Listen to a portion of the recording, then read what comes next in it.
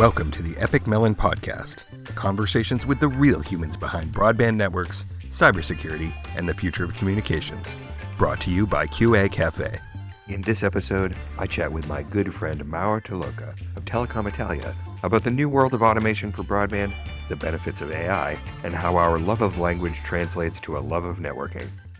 Hi, everyone. Welcome to another episode of the Epik Mellon podcast that I'm actually filming very shortly after the one that I just did. So I'm still in Thailand here at the Broadband Forum. And this time I'm sitting down with my very good friend, Mauro Tilocca. Hi, Jason. And I've been meaning to do this for a while because he's a very interesting person. I find him interesting personally. So I imagine we have a lot to talk about.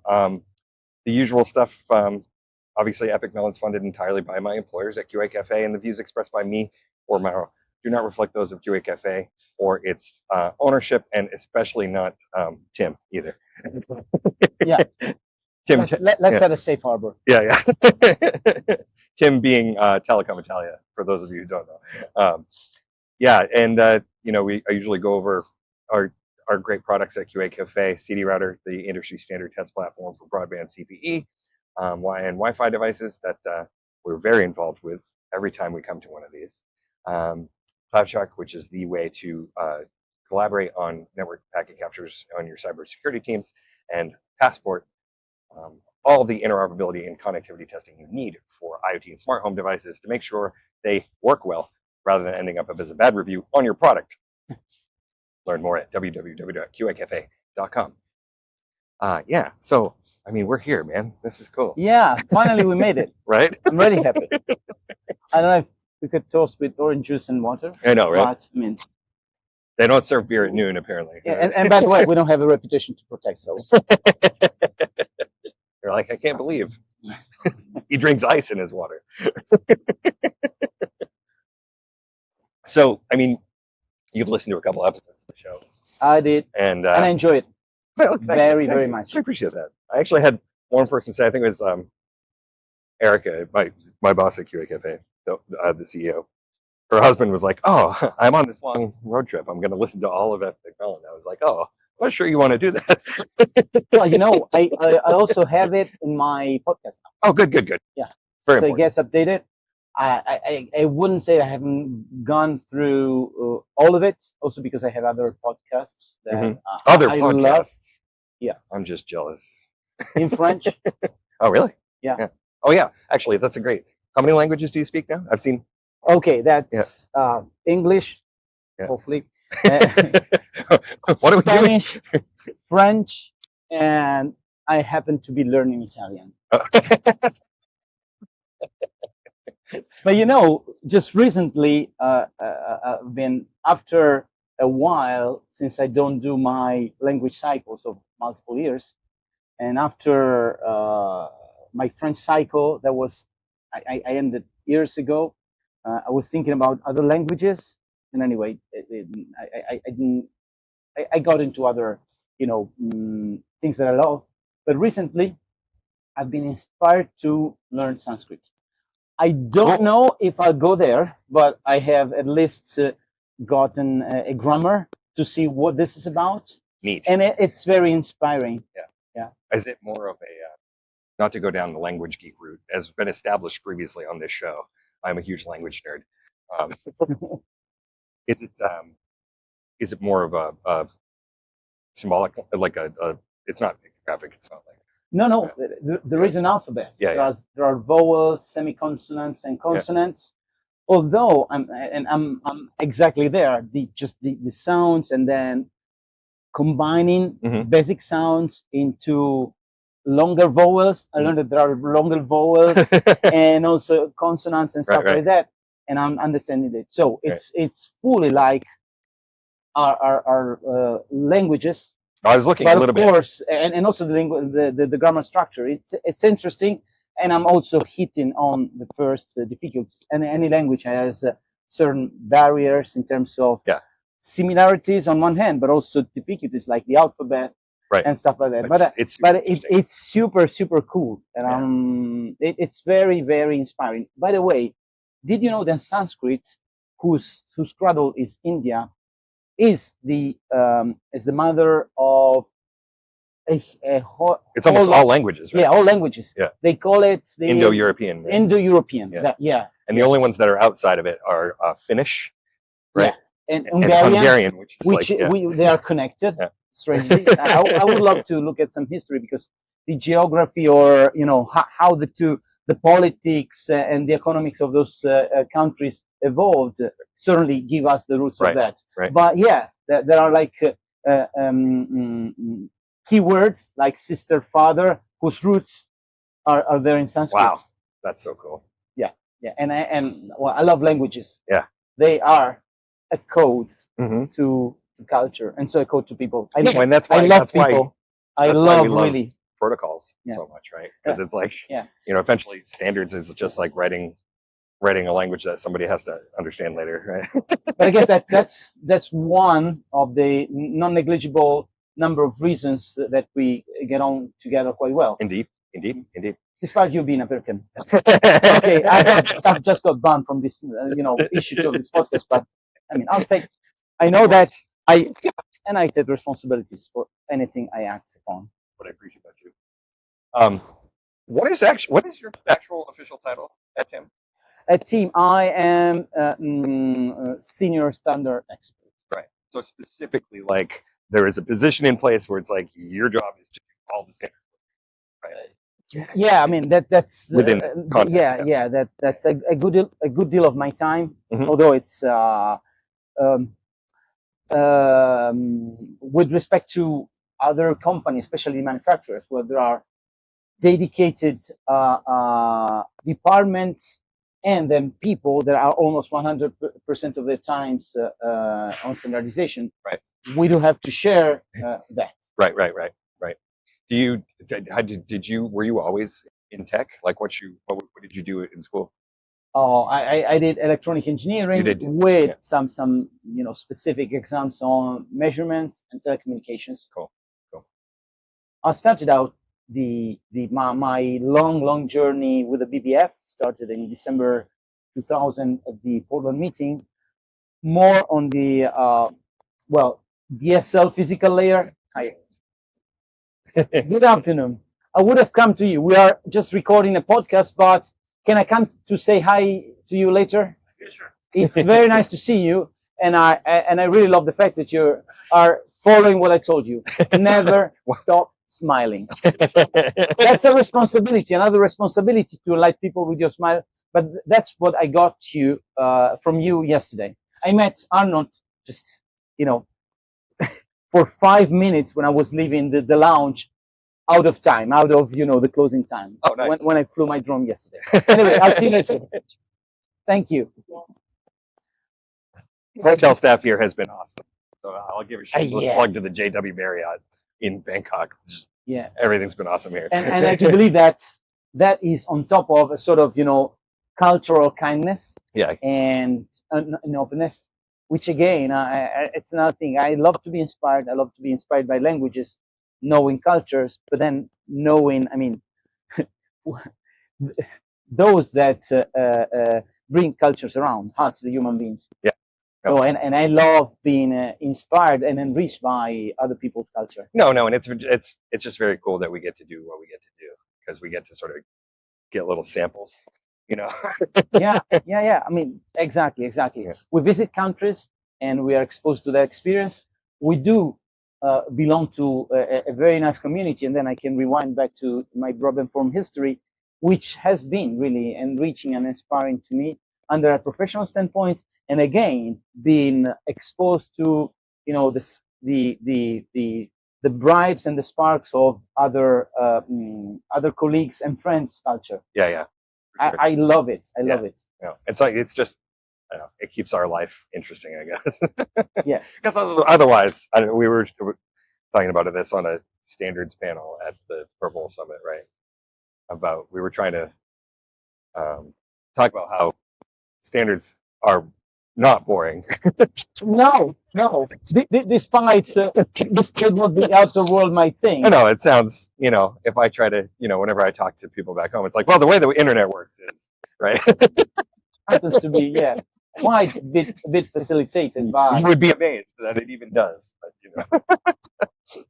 but yeah, no. So I try to always talk about on the show about how you can't how it's actually people behind the scenes, right? Yeah, yeah, absolutely, Right. absolutely. We yeah. Many tend to forget that whole of a job, it doesn't have a short-term ROI, which I think some managers or some companies fail to understand as a Yeah. mindset. No, for Okay. sure, right? Right? Yeah. And so I don't want to sound like, okay, I'm a super orthodox or one-track minded because I'm all into the standards.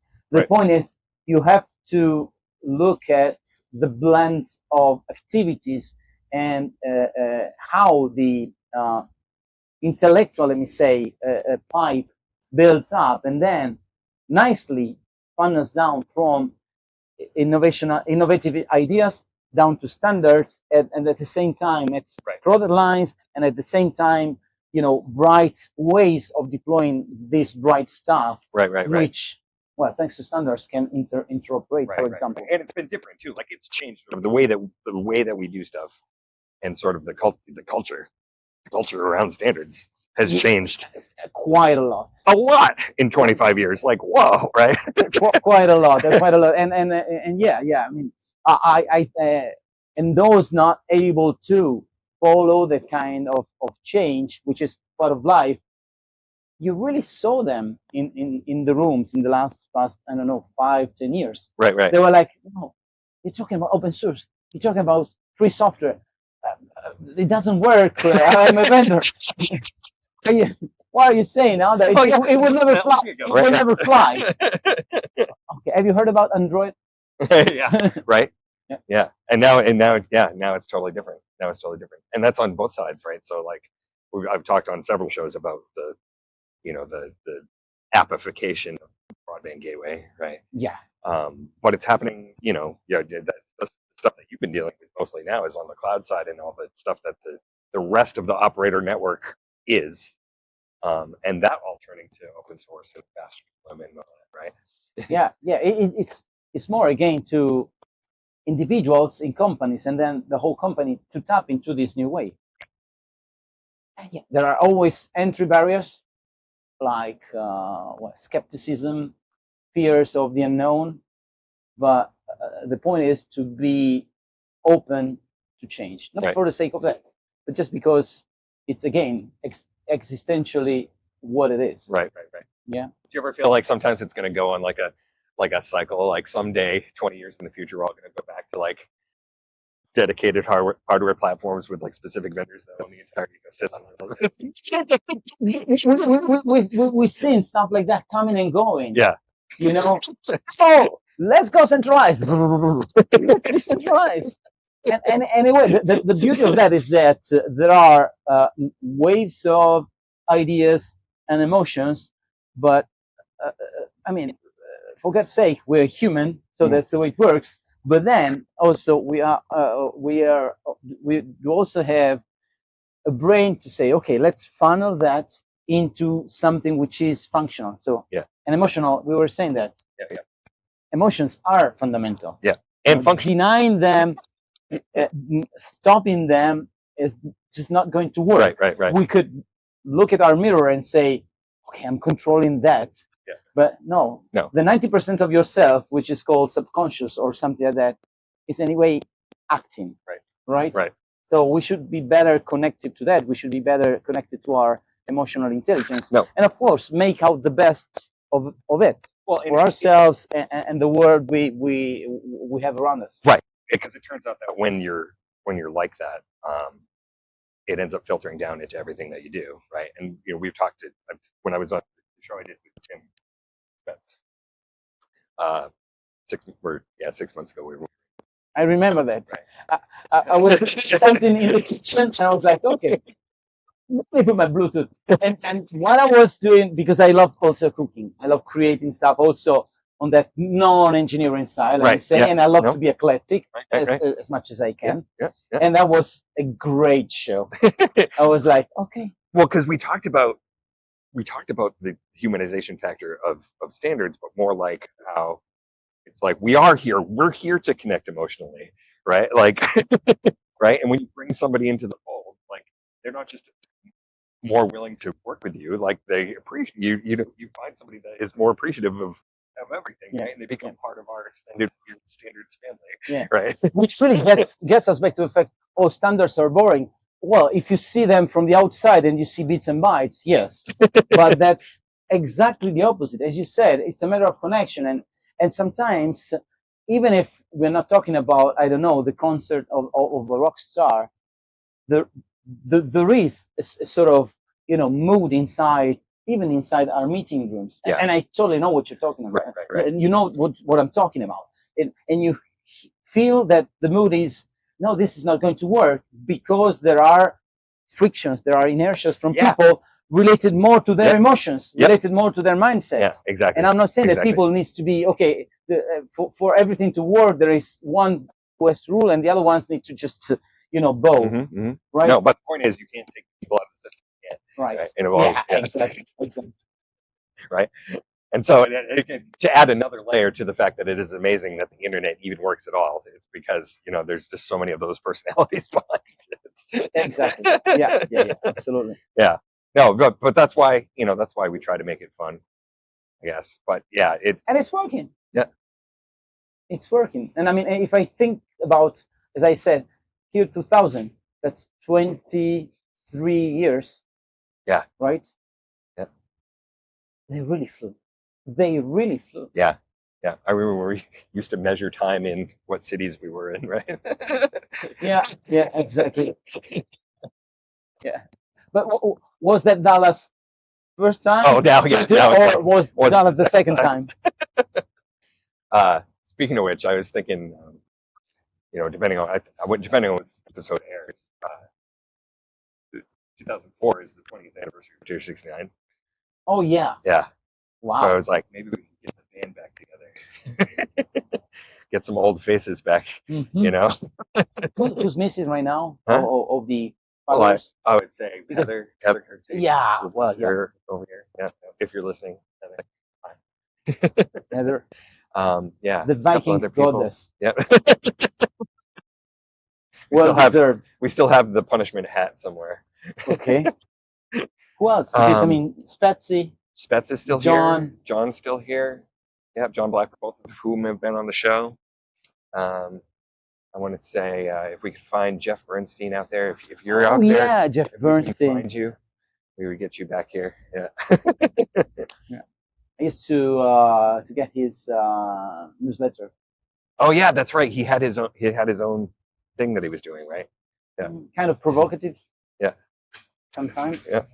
Yeah, and so very thought-provoking also. I'll look up where that is. I'm going to look him up after this, and we're going to put it. Okay. So talk a little bit. So I'm always talking about product gateways whenever on the show, but I have very little knowledge of something you've been working on now. Right? Yeah. There is like a side formal action items that we will be pursuing. Like a dictionary. Well, no, whatever. Yeah. But yeah, I mean, as I said, I started out with DSL, physical layer testing, interoperability. That was a big headache for us, the operators. Yeah. Also because a sort of situation that we the operators let happen on the vendor side, like working on non-standard models and stuff. Right. Moving on, I mean, I've been on that business. From the DSL rate testing, I used to do that. I was a student. Yeah, I remember you popping up on the. Well, I don't even remember the name of that working. Yeah. I think it was TNI. Yeah, testing and interrupt. Yeah. With Fred Codell. That was my first chair. Oh, wow. Wow. Oh, good memory in the end. If I'm old, at least this is not getting too rotten. I don't know. I've gotten so used to it now. I don't think I would recognize you with hair. Yeah. So after that stuff, and that was back when, at least in the Now the broadband form was the DSL form, and even before that, it was the ADSL form. Yeah, exactly. Yeah, it was the technological form, Right. ATM, MPLS. Right. Well, that's really kind of a huge shift, and I've talked about this with a couple other people about how if you aren't somebody who got into technology accidentally and you actually did it on purpose and you were actually EE or something like that, very often the way that technology has progressed is that we've all gone from being involved in that really like lower layer stuff to you end up, it's like everybody ends up going up the stack. Yeah, and again, it's been quite natural, at least for me, around the year 2015, with this big wave of digital transformation and cloudification, which I think is a long wave and kind of a very radical transformation. Yeah. In all the verticals, not Right. just telecoms, that I move into the software-defined networking, a little bit of virtualization. I'm not an ICT expert, but Right. all these ingredients are being pulled together. And again, yes, there are still underlying technologies and protocols, but as you said, it's been a natural evolution to look at, more structured concept like a service, like a service on the network that, of course, is supposed to serve a higher goal, which is offering a given service to the end customer, and so Right. in improving their life. Right. In the town hall innovation slides, I am injecting these notions of broadband lifestyle, broadband well-being. I think that the COVID has been created a great momentum for us to understand how broadband is important, feels our life, and also that broadband is not just about, and no more about, just speed. No. It's really the quality of something that you can rely on, and on top of which you can build up your digital life. But I don't like digital life. I like more like broadband lifestyle, or anyway, an enhanced lifestyle, thanks to this kind of. There was a while ago that I tried services. to try to help define what broadband means, because it kind of got like such an overloaded term. And it was, at the time, it was like, it's like whatever it is the case that is an always on connection of a speed in which it exceeds what you are going to use it for on a regular basis, right? So that there's never any, you're never threatened by the lack of speed, right? Yeah. So like, and so the definition's always been changing, because originally it was just really fast, and really fast and always on, as opposed to a dial-up connection, right? Right, exactly. Right. Which was, of course, the giant evolution that we've seen happening since the end of the last century, let me say, and then the year 2000. Right.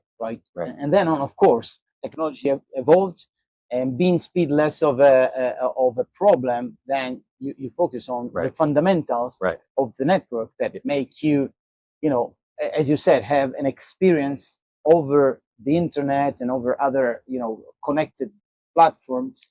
That is a no concern thing. I'm really enjoying what I'm getting. I'm not seeing this, lagging, symbol or other stuff. And it's interesting that you call it broadband lifestyle, because, and again, I really think I really agree with you that sort of COVID was sort of the turning point for so many of this, where yes, all those use cases were there to do things over the internet that we didn't really do before, because we kind of had, now we had to, right?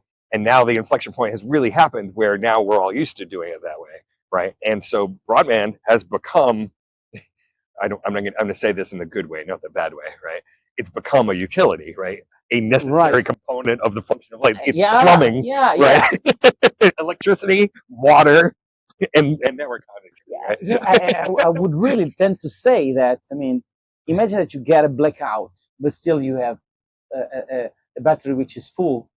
I mean, you wouldn't much care, if you have your device, which has, you can backlashes and and watch a movie on your phone. Right, exactly.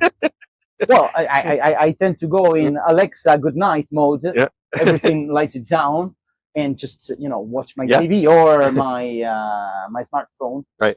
I always found that really weird, actually. Not weird, interesting. That I'm going to get in trouble for saying this. That the mobile. Thank you. The Okay. mobile network. I'm not going to say it's more reliable. It's because there's the points of failure are different, right? Yeah. So like when the power goes out, you lose a lot of stuff in terms of like fixed access connectivity Sure. because your house is not Right. But those towers are always up, man. Like Yeah. Well, yeah. Well, up to. Yeah. There, Right. there are batteries that intervene, and okay. Yeah. So it's just always been interesting to me that it is the connectivity of last resort. Right. Right. And so again, it looks like it is a sort of not explicit but very strong promise to the customer. Right. Availability of that notion of connection that you described before. Right. And that's kind of what you're working on in the whole SDN world, right? Is like making it so that is entirely seamless and it all works exactly the same way, no matter how somebody is connected, right? Absolutely. Yeah. Absolutely. Yeah. Working on certainly a network that is more flexible, well, better monitored. Mhm. And with the inception of AI, and that's we've just released the second specification, TR486, on the automated intelligent management framework. That's the one that specifies the interfaces. This kind of framework allows really to tap into the network in a seamless way without any human intervention, and act upon the network itself to guarantee service levels, Right. availability, self-healing actions. Yeah. And that's very powerful. It's We are extremely powerful. really at the very Something first goes wrong, steps of that, but and you never even know. You never even know. Nothing happens. Your service was interrupted. Yeah. It's all robots. Come on, Jason. Hasn't predicting the future ever been the huge dream of man? Yeah. Okay. True. I don't want to sell Yeah. snake oil, but we're talking about the ability, looking at our past, and again, that's another big lesson. Like being always able to have in mind where we're coming from, Mhm. but then looking in front of ourselves. And I mean, the power of these machine learning models is that they look at a huge chunk of data, multiple snapshots of reality, and they are able to infer what's happening right now with a high level degree of reliance, Right. or reliability, sorry, and then looking into the future and Yeah. anticipating, in our case, for example, potential faults, but also if you tune into a single customer, Right. understanding that the guy is about to Every look day at, he does the same thing, right, or something like right, that. Yeah. right. But looking at, I don't know, for example, the TV guy, Mhm. he's going to, I don't know, look at an 8K football match. Yep. And we want to make sure that he has the bandwidth. Maybe he subscribed to a seamless update for that very. Right. And we can go on and on and on with this kind of service ideas. Right. That. Well, it's can come interesting up. to me that it has shifted because I always like to think of the consumer perspective, and like it's interesting how the attitude has shifted over time. And I've talked about this before about how broadband or internet access for the consumer has effectively been a consumer product, right? And we came at it from the consumer side. Sure. And it was the original OTT service, right? Yeah. Because you didn't go through AT&T for your internet access. You called AOL. Right? over the phone line. Yeah, that was like a phone line provider. Yeah, you're right. And so then you went through sort of this trough where it was broadband, but people didn't really like operators very much, and when the U.S. cable operators had a really bad rap, a little bit of suspect. Right.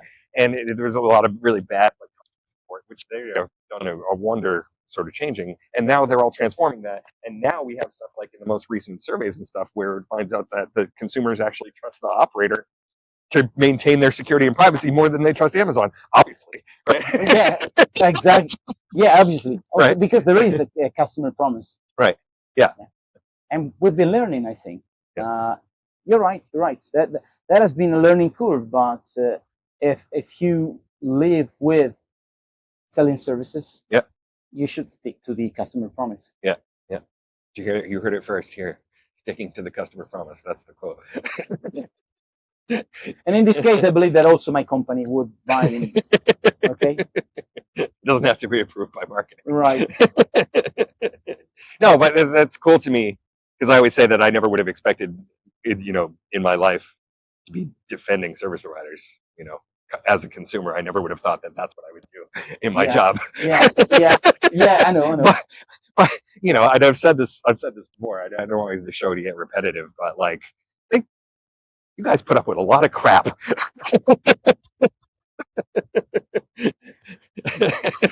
Yeah, fake it until you make it. Right. And then it's hard to prove to the end user that. Yeah.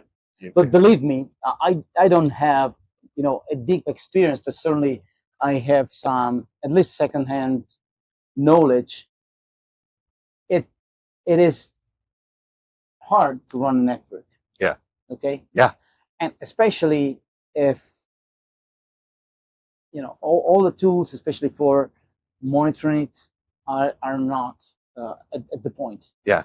And I believe that with this paradigm shift, where it's true, we're looking at more than just a speed advertised over web service, and then maybe battling with my competitors. Right. Clearly, so we have more knobs to look at, but luckily we're also improving in. Right. Well, and also the products are improving in our ability to tap onto the network. It's up to us to build up the right tools and build up the human skill, because that won't go away at all. Right. Well, I was going to ask about that. Like, is there, because we can't take the people out of the system, is there kind of a personnel change when it comes to this attitude that you think kind of has to take some time to work its way through the old guard and the new guard kind of a thing? I would say so. But emotional intelligence, right? Yeah, again. So that could become on a very individual by individual basis. But again, I think that organization, and that works also outside of, I don't know, I work in relationship. Yeah. Organizations do play a role. Yeah. With culture, with a strategy, and then distilling it down in tactics, but then distilling it down into the day-by-day things. Yeah. That start from training, starts from communicating, describing the change, rather than something that comes from up above. Yeah. And then translating into day-by-day practices, day-by-day guidance. Yeah. Which, I mean, it is the way human beings, our lazy brains, tend to accept changes in small brain chunks. Right. Does that work in English? No, that's good. No, we do have lazy English brains. Inventor. I'm sorry, guys. We have lazy brains on purpose, though. It's like we're just trying to save energy. So anytime we can rely on a pattern that we've already identified, it's way easier. Yeah, which is magic, but it could be really devious. Yeah. Would you find out, right? Yeah, we need to have the demo always aware. Yeah. It's low calorie mode, but still watching. Yeah. The little adaptive voice. Yeah. I heard it described really well, where it's like what a human being really is. What you and I are is just a collection of habits. Yeah. Right. Yeah. If we drill into my brain or your neural network, it's like paths that have been penciled down and down and down. Oh, that's a huge synaptic connection. So let's call it habit. Yep. It gets me thinking about what you were saying before about AI machine learning, though, and predicting the future, because that's really sort of what it is designed to do. And when you think of something like ChatGPT or the generative AIs, what they are all designed to do is kind of predict the future. Because like ChatGPT, what it will do is literally all it's doing is predicting what the next best word is going to be, right? Yeah. Over and over and over and over and over again until it terminates, right? Yeah. And so they're all designed to do that. So they're all designed to do that in kind of the same way that we do stuff. Yeah. Which tends to flatten the, let me say, the fantasy, the creativity. So on one hand, that's good for repetitive tasks or tasks that require a huge amount of processing. No, it's true. And if you use them a lot, you see exactly what you're saying. It's like they start to. Yeah, there are parts that tend to always go into a sort of quantum well. Yeah. Right. Converging there. Yeah. You change the prompt right a little bit, and you understand how the converging orbit changes, but could then go down to the very same ball in different spirals, or you just hit a different convergent orbit, or by random seed. I don't know. I don't really know. I don't want to pretend I'm an expert, but that's what I'm seeing. Right. I was doing a few attempts, but that's what I perceived. Yeah. And I wonder if it'll end up mimicking what we were just talking about becoming a collection of habits. Like, when will the self-healing? When will the AI around network, software-defined networks and self-healing stuff? Like, when will it become just like the old IT guy who's like, well, I fixed it this way before, so I'm going to try it again. Yeah. What do you mean it's not working? Right. I just went over there. Sure. So you see, it's really reproducing human intelligence. Yeah. Also in the perfectible things, right? It wouldn't be genuine if you wouldn't take that kind of stubborn type of attitude. Yeah.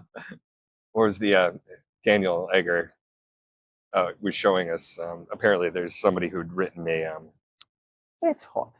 It is hot. Yeah. It is actually very hot out here, by the way, guys. I think it's over 30 something. Yeah.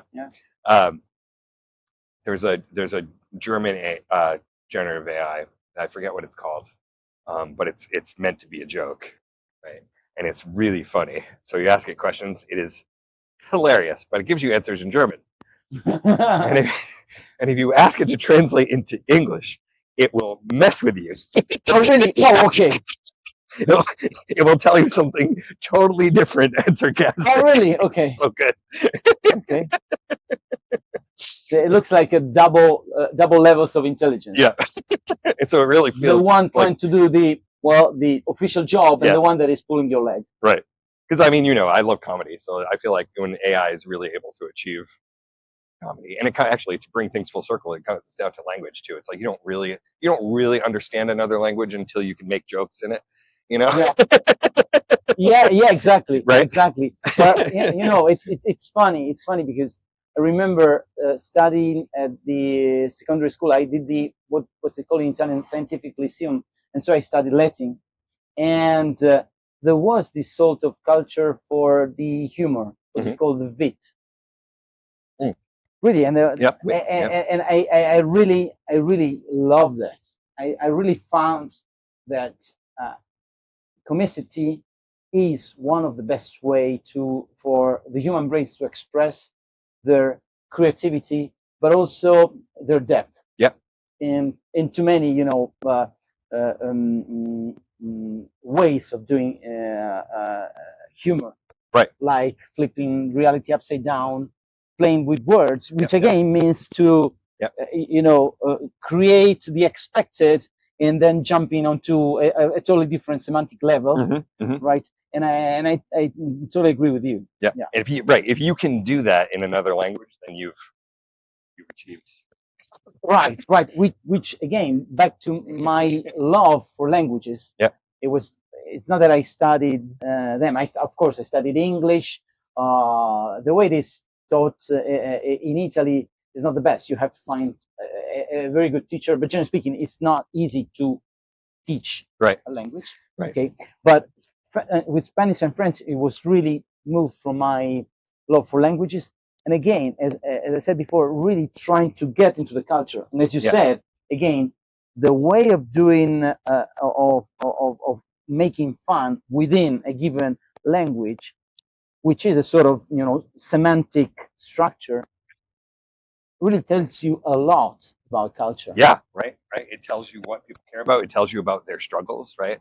Like I know a lot of Russian, and Remember. the way that it's like um, a lot of the jokes are like they have very very deep levels of sarcasm, right? Yeah.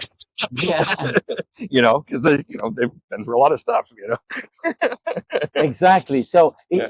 it becomes a sort of antidote Mhm. to some facts of life. Right. And these facts are not just No, your it is own very life. much an antidote. It's really something that gets layered Yeah. into the history of our population. And- And by the way, I mean, I'm recently, well, I am in a recreational phase in my life. Mhm. Okay, you know the reason. Recreation, right? Recreational, yeah. What did I say? No. I always find it interesting that the word recreation is recreation. Yeah, Right? yeah. I'm trying to get more into, I don't know, for example, the emotional structure of our brain Mhm. and emotion, and I'm really being inspired by that, and it's a totally different way of seeing things. And it is really inspiring in any representation of our lives. Yeah. Now back to what I was going to say. I also learned that we do have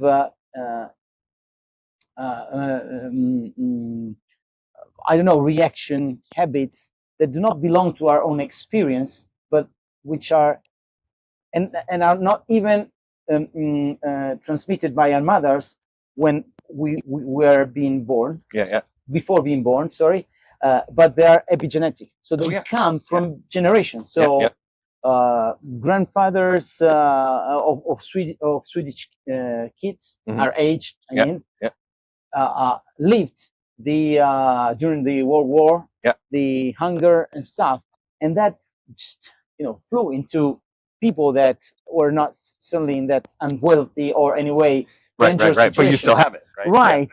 And I really struggled to, first of all, even consider that. And then, of course, getting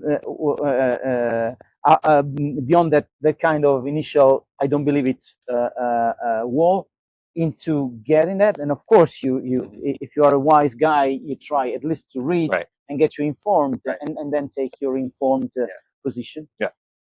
And get into it. It's like it's demonstrated. Right. And even understanding the behind the scenes epigenetic stuff, there's also the really candid stuff too. And what's interesting is that it has to do with our industry, right? It's like communication and memory and media, right? They all preserve so many of those things, right? And ever since television, basically, and when we were able to record things, and now we record everything all the time, right? It's like pop culture gets preserved. So, and all of the cultural things associated with that pop culture at the time gets preserved, right? We relive it over and over again. And podcasts. Oh yeah. Sometime 100 years in the future, somebody's watching the Epik Mellon podcast, and they'll be like, "Wow, yeah, I really identify with that." But the one thing that I always think of whenever I think of that is how Christmas songs are all still the ones we heard. Yeah, that's the right time. That's right. And it'll be that way forever. It was like the golden age of TV is like somehow preserved that for everyone forever. Which makes me think, I don't know if it's to the point of what you're saying, but again, for these services, this platform to preserve certain aspects of reality, is kind of reproducing an experience which can generate certain emotions genuinely, rather than I mean, I don't think that we could live into, I don't know, a super psychedelic TikTok, right, or a super psychedelic Spotify music. Of course, I mean, there is psychedelic music or metaphysic painting or metaphysic movies like Fellini's. Right. Yeah. But I mean, I would say it's in the right percentages of real life. Right. And that's the way our brain, our experience could accept them. Yeah. And from there, you can start, of course, to make your own trips, to do, the next steps in your, cognitive experience, in a sense. Right. You heard it here. Broadband is going to be responsible for the singularity. I love the way you synthesize things. I will never be able to do that, but I'd love to be in your shade and try to, it takes a get some bribes. It takes a little bit of damage and a little bit of comedy. Okay. All right. That said, thank you. Thanks to you. Not just for doing this. Oh, that's not the way to shake hands. Come on.